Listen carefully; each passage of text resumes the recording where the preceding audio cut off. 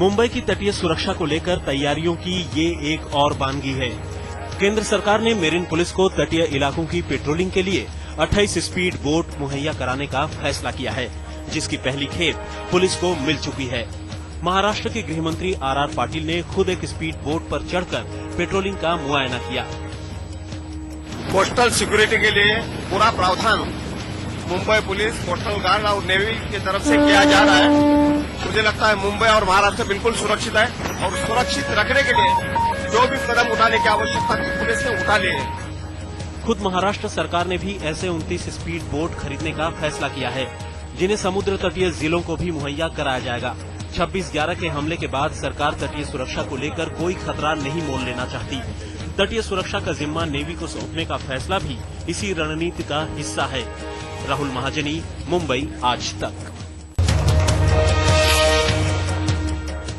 साल भर महंगाई तो रुलाती ही रही, नए साल में कुछ राहत मिलेगी इसकी भी कोई उम्मीद नहीं। 19 दिसंबर को खत्म हुए सप्ताह में खाने पीने की चीजों की महंगाई दर 18.65 से बढ़कर 19.83 हो गई। हालांकि पिछले कुछ हफ्ते में फल और सब्जियों की कीमतें कुछ घटी हैं, लेकिन साल भर तक बढ़ने के बाद दामों में मामूली कमी का क्या मतलब?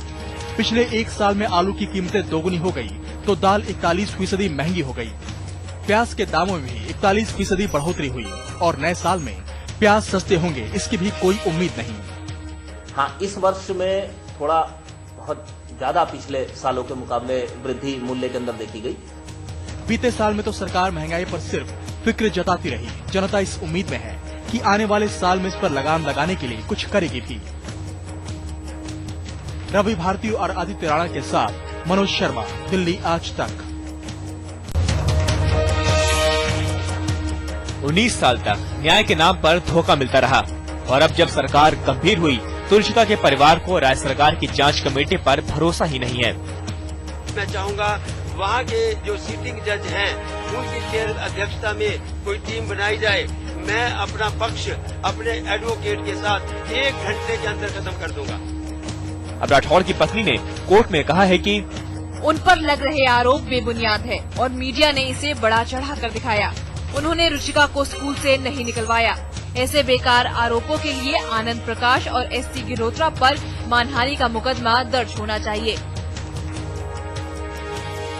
नए साल की नई सुबह में राठौर की किस्मत का फैसला होगा और अदालत तय करेगी कि राठौर को जमानत दिया जाए या नहीं दिया जाए और इसी को लेकर दोनों पक्ष अपनी पूरी तैयारी कर चुके हैं। सत्येंद्र चौहान के साथ भूपेंद्र नारायण सिंह, पंचकुला आज तक।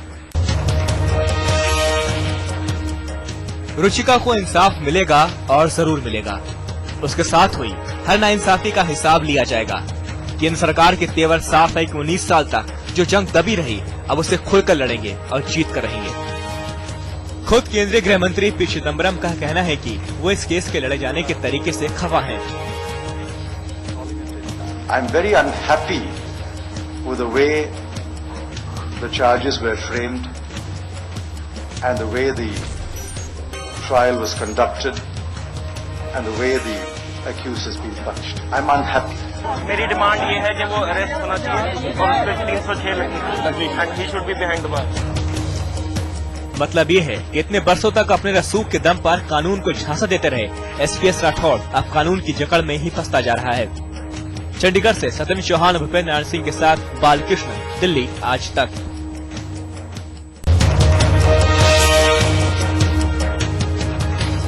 इन्हीं पार्टियों की झूम झाम में एक मौत हो गई। मौत दिल्ली की एक लड़की मेहा बहुगुणा की। मेहा बेंगलोर में नौकरी करती थी और पार्टी के लिए खास तौर पर गोवा गई थी। उन्हें सनबर्न कॉन्टेस्ट जीतने पर खास पास मिला था। हालांकि मेहा के पिता का कहना है कि वो एक मानसिक बीमारी की शिकार थी और उसके लिए ड्रग्स लिया करती थी। A person who is not sound would walk into trouble, you know. So a sensible person would, and in this kind of a problem, the chances of when a person is depressed or on a slight high is, according to doctors. हालांकि festival के आयोजकों ने कहा है कि वहां हर जगह पर सीसीटीवी कैमरे लगे थे और अब वो इसकी जांच कर रहे हैं। पुलिस मौत की वजह तो ढूंढ रही है, लेकिन इतना तो तय है कि देश के पार्टी कैपिटल पर एक और दाग तो लग ही गया। अनिल लाड, गोवा आज तक।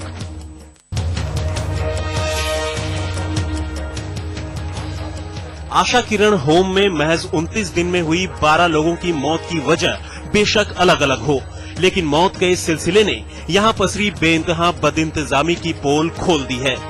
मामले की जांच कर रहे अफसर का भी कुछ ऐसा ही मानना है। बच्चों को जितना पर्सनल अटेंशन चाहिए और स्पेस चाहिए वो नहीं मिल पाता।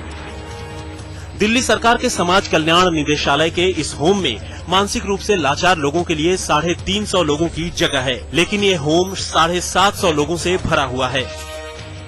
जो भी डेथ होती है हम ह्यूमन राइट कमीशन को इसका इन्फॉर्म करते हैं, एसडीएम को इन्फॉर्म करते हैं और हॉस्पिटल्स के जो डॉक्टर हैं वो भी अपनी रिपोर्ट देते हैं। यही वजह है कि अब आशा किरण होम में दोगुने से भी ज्यादा लाचार लोग जानवरों से भी बदतर जिंदगी जी रहे हैं। कुमार कुणाल और राजेंद्र स्वामी के साथ सुप्रतिम बैनर्जी, दिल्ली आज तक।